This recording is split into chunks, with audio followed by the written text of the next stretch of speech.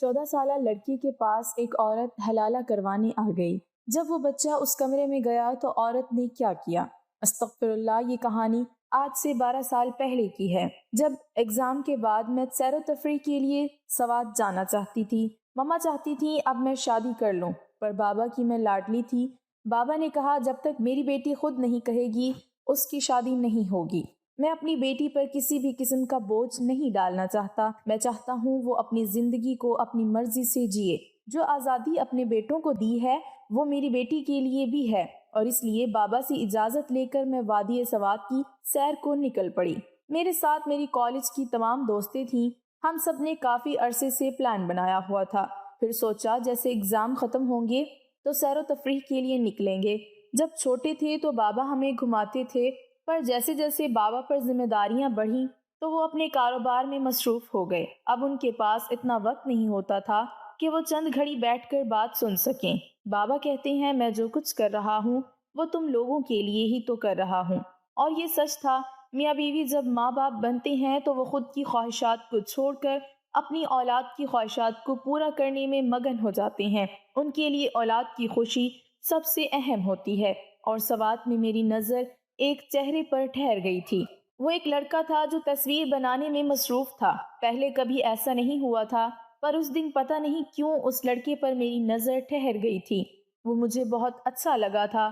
دل نے اس کو پانے کی چاہ کی تھی، پر اس خیال پر خود کو ملامت کرتے ہوئے میں آگے بڑھ گئی۔ میرے ساتھ میری دوست فائزہ بھی تھی۔ وہ ایک مڈل کلاس فیملی سے تھی۔ اس کے ماں باپ کے درمیان علیحدگی ہو چکی تھی۔ اس کا سوتیلا باپ اس پر بہت ظلم کرتا تھا، اس کو مارتا پیٹتا، کئی دن کمرے میں بند رکھتا۔ پھر اس کی ماں نے اس کو اس کے باپ کے پاس بھیج دیا کہ وہ وہاں محفوظ رہے، اس کا باپ اس کا خیال رکھے گا۔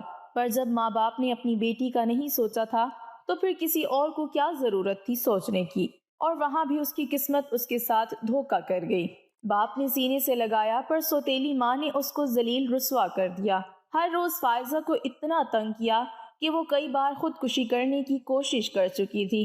کبھی کبھی مجھے ایسا لگتا جیسے وہ کوئی ذہنی مریض ہو۔ اس کی دوستی بس مجھ سے تھی۔ وہ کہتی تم میری واحد دوست ہو جس سے میں ہر بات کر لیتی ہوں، جو میرے دکھ تکلیف پر میرا مذاق نہیں اڑاتی، میرا ساتھ دیتی ہے۔ مجھے کبھی کبھی فائزہ پر بہت ترس آتا تھا۔ میں سوچتی کاش میں اس کے لیے کچھ کر سکوں، پر کچھ چیزیں ہمارے بس میں نہیں ہوتی۔ اس کی سوتیلی ماں نے اس کو گھر سے نکال دیا کہ اپنی ماں کے پاس رہو۔ وہ کون سا مر گئی ہے جو اپنی بیٹی کو میرے پاس بھیج دیا؟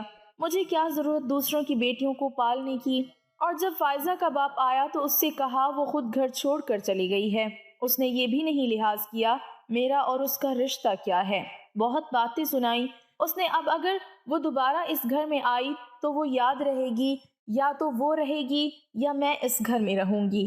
اس طرح ایک بیٹی ہمیشہ کے لیے اپنے باپ سے دور ہو گئی، اور جب اپنی ماں کے پاس پہنچی تو اس کی ماں نے کہا تم وہاں صبر برداشت سے دن گزار لیتی، کیا ضرورت تھی وہاں سے آنے کی؟ کم از کم سوتیلے باپ کا ظلم تو نہ سہنا پڑتا جس کی آنکھوں سے ہوس ٹپکتی ہے۔ میں تو پچھتا رہا ہوں، پتہ نہیں کون سی وہ گھڑی تھی جو میرے ماں باپ نے مجھے اس بدکردار شخص کے پلے سے باندھ دیا تھا۔ بھائیوں کو بھی بوجھ لگتی، پر کاش تب میں ڈٹ جاتی اور ہرگز یہ شادی نہ کرتی۔ وہ دونوں ماں بیٹی ایک دوسرے کے گلے لگتی روتی رہتی۔ فائزہ کا سوتیلا باپ جوا کھیلتا تھا اور پھر نشے کی حالت میں گھر لوٹتا تھا، اور گھر آ کر اپنی بیوی اور بچوں کے اوپر ظلم کرتا، یہاں تک کہ اپنی بیوی کے کردار پر انگلی بھی اٹھاتا۔ فائزہ کے اور بھی بہن بھائی تھے جو اس کے ماں کے دوسرے شوہر سے تھے، پر پھر بھی فائزہ سوتیلی تھی۔ مجھے لگتا ہے اگر فائزہ کے ماں باپ تب ایک دوسرے کو سمجھ لیتے، برداشت کرتے، تو کبھی ان کی بیٹی کی زندگی تباہ نہ ہوتی۔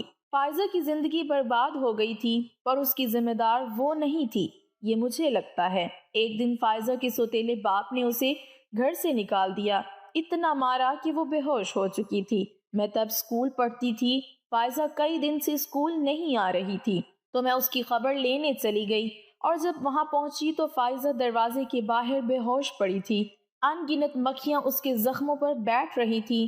محلے میں کوئی بھی شخص اس 15 سال کی لڑکی پر ترس نہیں کھا رہا تھا۔ کسی نے آگے بڑھ کر اس کے سر پر ہاتھ نہیں رکھا تھا، کسی نے اس کے سوتیلے باپ کا گریبان نہیں پکڑا تھا۔ سب اپنے اپنے کاموں میں جانے کے لیے نکل رہے تھے، بس ایک سرسری سے نظر فائزہ پر ڈالتے اور گزر جاتے۔ اس دن میں بہت روئی تھی۔ لوگوں کی بے حسی پر بھلا ایسا کیسے ہو سکتا ہے؟ ایک انسان آپ کے سامنے مر رہا ہو اور لوگ تماشائی بن کر دیکھ رہے ہوں۔ میں فائزہ کے پاس بیٹھی ہاتھ میں پکڑی بوتل سے اس کے منہ پر پانی کے چھینٹے مارے تو وہ ہوش میں آئی، اور پھر میں نے ڈرائیور انکل کی مدد سے فائزہ کو گاڑی میں بٹھایا اور ہسپتال لے گئی۔ وہاں وہ کچھ دن داخل رہی۔ اس کی ماما بھی آ چکی تھی۔ وہ بہت رو رہی تھی، کہتی میں کیا کروں، کہاں لے کر جاؤں اس کو۔ وقت گزرتا گیا، میں فائزہ کا خیال رکھنے لگی۔ جو چیز اپنے لیے لیتی وہی اس کے لیے بھی، اسکول سے لے کر کالج تک میں نے اس کے اخراجات اٹھائے۔ یہ بات صرف اس کی ماں جانتی تھی، میں نے کبھی اس کی خودداری کو پامال نہیں کیا تھا۔ اکثر وہ مجھ سے لڑ پڑتی، پر میں جانتی تھی بچپن سے جو کچھ اس کے ساتھ ہوا وہ اس کے لیے ایسی ہو گئی ہے۔ میں درگزر سے کام لیتی تھی، کیونکہ اپنی مما کو اکثر میں نے برداشت کرتے چپ رہتے دیکھا تھا۔ مما کہتی ضروری نہیں ہر بار ہر کسی کو اس کی بات کا جواب دیا جائے۔ اگر کوئی برا کرتا ہے ہمارے ساتھ تو ہمیں اچھا ہی کرنا چاہیے۔ اگر ہم بھی اس کے ساتھ اس کے جیسا سلوک کریں گے تو اس میں اور ہم میں کیا فرق رہ جائے گا۔ فائزہ ہسپتال سے گھر پہنچی تو اس کا سوتیلا باپ بھی پھر سے اس کو مارنے پیٹنے لگا تھا، پر اب وہ برداشت کر جاتی یا آگے سے کوئی چیز اٹھا کر اس کے سر پر مار دیتی۔ پھر اس کی ماں اس کا رشتہ دیکھنے لگی، پر کوئی بھی اس سے شادی کو تیار نہیں تھا۔ ایسا نہیں فائزہ میں کوئی کمی تھی، بلکہ اس کے سوتیلے باپ کی وجہ سے سب لوگ جانتے تھے اس کا سوتیلا باپ جوا کھیلتا ہے، اچھا انسان نہیں ہے۔ پھر فائزہ کی ماں نے جیسے بھی کر کے اس کا رشتہ طے کر دیا، پر شادی سے ایک دن پہلے اس کے سوتیلے باپ نے لڑکے والوں کے گھر سے سب سامان کو بیچ ڈالا، اور جو کچھ فائزہ کی ماں نے جوڑا تھا سب کچھ فروخت کر چکا تھا۔ اس دن وہ ماں بیٹی جیسے گھر آئی، گھر بالکل خالی تھا، اس کے جہیز کا سامان کہیں بھی نہیں تھا، اور لڑکے والوں نے شادی سے ایک دن پہلے سب کچھ جان کر شادی توڑ دی۔ اب سب لوگ فائزہ پر باتیں کرتے۔ جب ایک دن پتا چلا فائزہ کی 13 سالہ بھائی جو اس کے سوتیلے باپ کا بیٹا تھا اس کو کسی نے مار دیا تھا، وہ بہت بری حالت میں تھا۔ ایسا کس نے کیا؟ کسی کو کوئی سراغ نہ مل سکا۔ فائزہ بالکل پاگل لگ رہی تھی، اور پھر اس دن اس کی حالت کو دیکھتے ہوئے میں ہمیشہ کے لیے اسے اپنے گھر لے آئی، اور مما نے کہا گھر میں تمہارے بھائی ہیں، کسی بھی جوان لڑکی کو ایسے گھر میں نہیں رکھ سکتے۔ تم باپ بیٹی کو سوشل ورک کرنے کا اتنا شوق ہے تو گھر سے باہر کیا کرو۔ اور میں نے فائزہ کے لیے انیکسی میں اچھا سا کمرہ سیٹ کروایا۔ مجھے ڈر تھا کہیں اس نے سب باتیں سن نہ لی ہوں، پر اس کو نارمل دیکھ کر میں نے سکھ کا سانس لیا۔ فائزہ نے کہا تمہیں مجھے یہاں نہیں لانا چاہیے تھا، تمہارے گھر والے کیا سوچیں گے؟ میں نے کہا تم میری دوست ہو اور اب سے یہی رہو گی۔ مجھے یہ کام بہت پہلے کر لینا چاہیے تھا، پر تب تمہاری والدہ نہیں مانی تھی، پر اب میں چاہتی ہوں تم یہیں سکون سے رہو، اور جیسے رزلٹ آتا ہے تم جاب کرو، بہادر بنو۔ وہ خوشی سے میرے گلے لگی تھی۔ ہم اسکول کی سہیلیاں تھی، پھر کالج میں بھی ایک ساتھ رہے۔ میرے بھائی کی شادی تھی، میں نے فائزہ سے کہا وہ تمہارا بھی بھائی ہے، اس لیے جو دل کرے کرو، اچھے سے تیاری کرو، پر کبھی یہ مت سمجھنا میں نے تمہیں ساتھ اپنے کمرے میں نہیں رکھا، تم کچھ بھی الٹا سیدھا نہ سوچنا۔ تو فائزہ نے کہا میں خود یہاں رہ کر خوش ہوں، ویسے بھی چند کمروں کا تو فاصلہ ہے، انیکسی کون سا کوئی دور ہے، یہاں میں اپنی مرضی سے رہتی ہوں، کسی قسم کی کوئی تکلیف نہیں ہے۔ اگر تمہارے ساتھ رہتی تو مجھے سب کی نظروں کا سامنا کرنا پڑتا، بلکہ میں تو تمہاری شکر گزار ہوں، تم نے میرا ہر قدم پر ساتھ دیا ہے۔ اگر تم میری زندگی میں نہ ہوتی تو نہ جانے میرا کیا بنتا، میں بالکل تنہا ہو جاتی۔ وہ رونے لگی تھی اور مجھے بہت دکھ ہو رہا تھا۔ اتنی پیاری لڑکی نے بہت مشکل وقت دیکھا تھا، میں اس کی زندگی میں خوشیاں بھر دینا چاہتی تھی، پر میری مما کہتی تم نے اپنی دوست کو زیادہ سر پر سوار کر لیا ہے، اور میں کہتی وہ میری بہن ہے۔ مما کہتی لوگ جیسے نظر آتے ہیں ویسے ہوتے نہیں ہیں، تمہیں اس کو اس کی حد میں رکھنا چاہیے، کہیں ایسا نہ ہو تم سے سب کچھ چھین لے۔ میں آج کل اس کو دیکھ رہی ہوں، وہ میری لائی ہر وہ چیز گھر سے اٹھا لیتی ہے جو میں تمہارے لیے لاتی ہوں، اور مجھے ہرگز یہ بات پسند نہیں ہے۔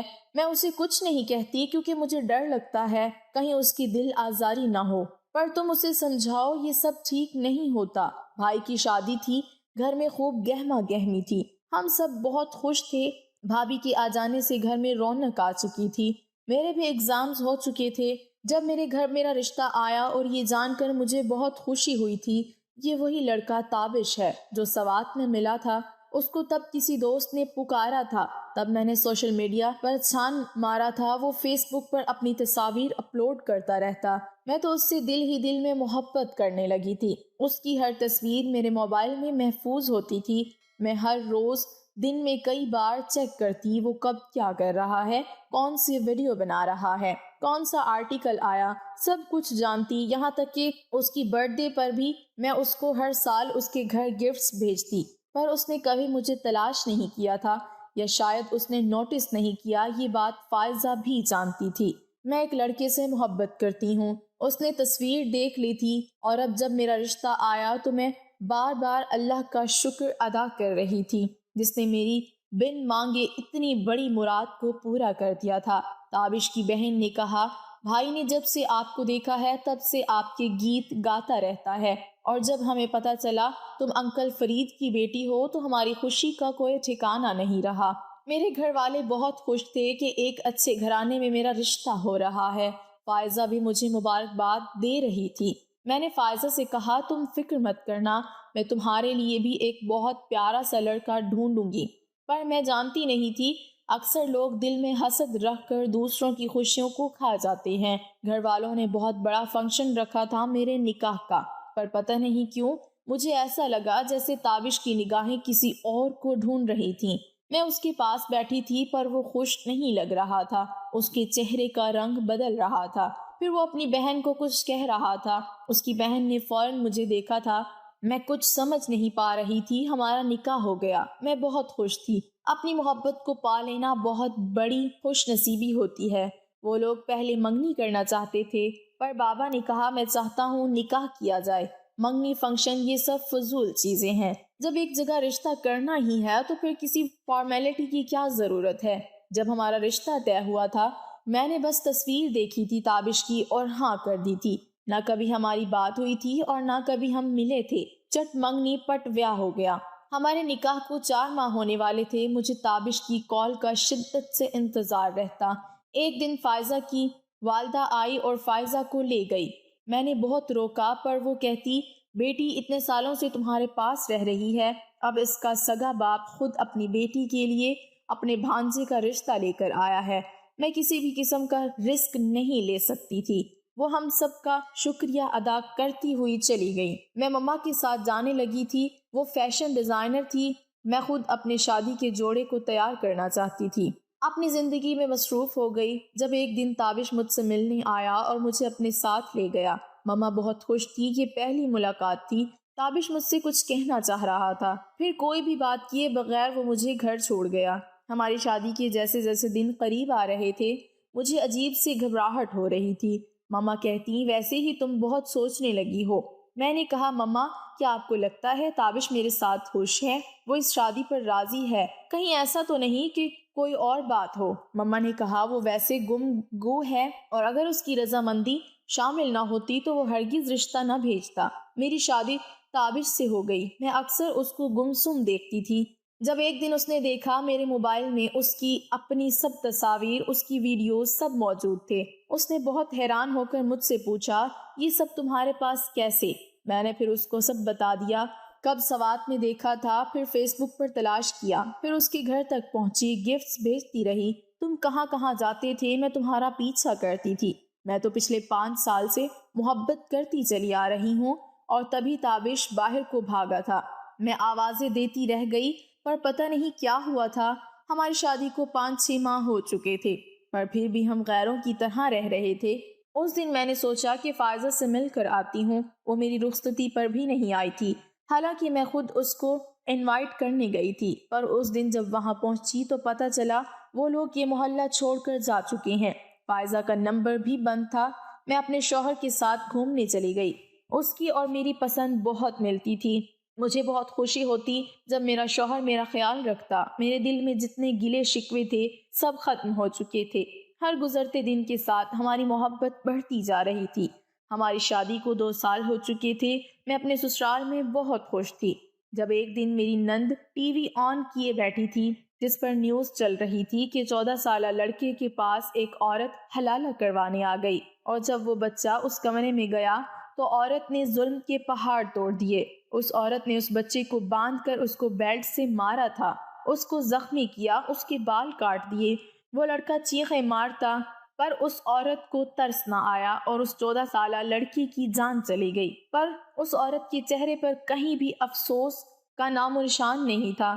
وہ عورت پکڑی جا چکی تھی۔ میری نند اس پر تبصرہ کر رہی تھی کہ اس عورت نے اس بچے کو بیلٹ سے مارا ہے۔ میں کچن میں تھی، مجھ تک بس آواز آ رہی تھی۔ پھر جیسے ہی میں نے اس کو چائے کا کپ پکڑایا تو میرے ہاتھ سے کپ ٹوٹ کر گر گیا۔ میں باہر کو بھاگی تھی کیونکہ ٹی وی پر جو عورت دکھا رہے تھے وہ کوئی اور نہیں، میری دوست فائزہ تھی۔ وہ بھلا ایسے کیسے کر سکتی ہے؟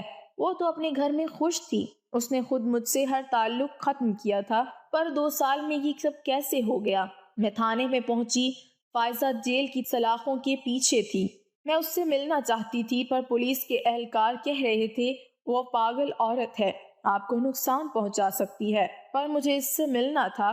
میں فائزہ کو پکار رہی تھی۔ اس نے ایک بار مجھے دیکھا اور پھر ہنسنے لگی، کہنے لگی سب تمہاری وجہ سے ہوا ہے۔ میرا شوہر بھی آ چکا تھا۔ اس نے مجھے کہا تمہیں کیا ضرورت تھی یہاں آنے کی؟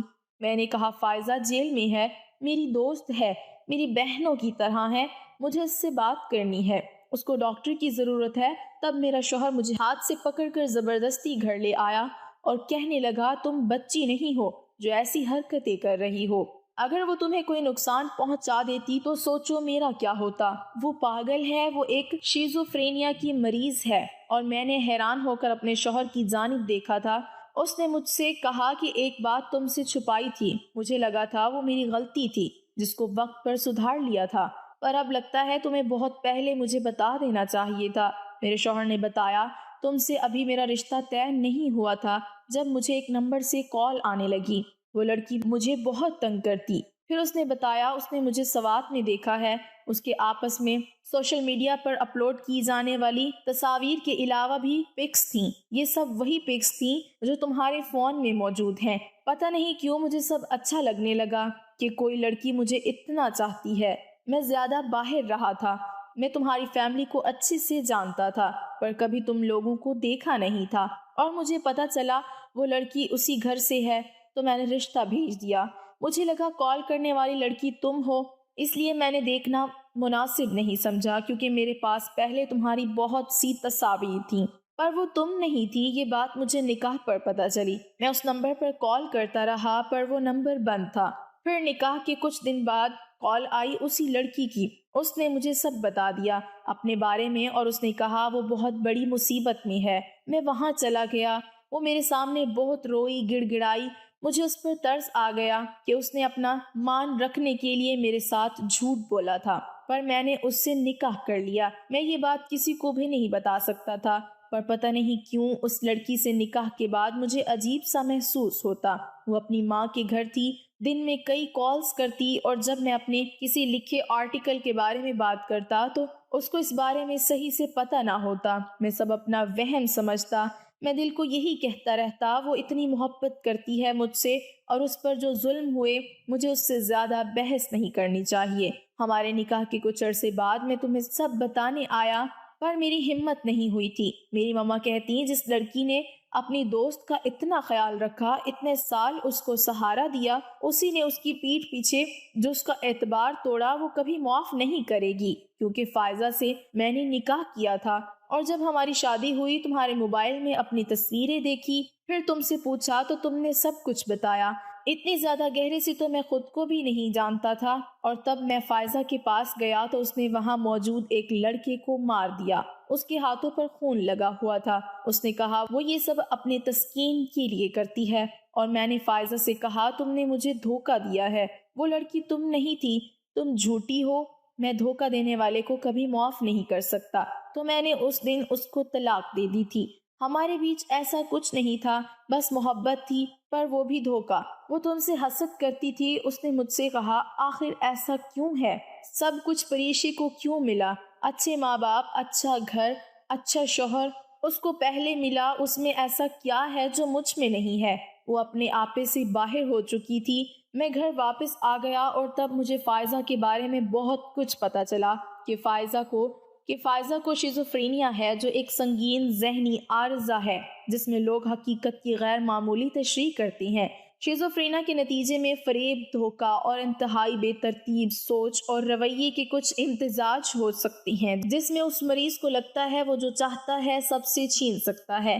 ایسے لوگ ناکار ہو جاتے ہیں، اور یہ بیماری تب ہوتی ہے جب ایک بچہ مسلسل کسی ذہنی دباؤ میں رہا ہو جس کو ذہنی ٹارچر دیا گیا ہو۔ اور فائزہ نے خود اپنے سوتیلے باپ کو مار ڈالا، اور جو اس کا بھائی مرا تھا جو اس کے سوتیلے باپ کا تھا، اس کو بھی فائزہ نے جان سے مارا تھا۔ فائزہ جس بیماری میں مبتلا ہے، ایسے مریض کو چیخوں پکار، خون، دوسروں کا رونا سب تسکین دیتا ہے، پر شیزوفرینیا والے لوگوں کو تاحیات علاج کی ضرورت ہوتی ہے۔ میں اپنے شوہر کی بات سن کر پھوٹ پھوٹ کر رو دی تھی۔ میرے شوہر نے مجھ سے معافی مانگی تھی۔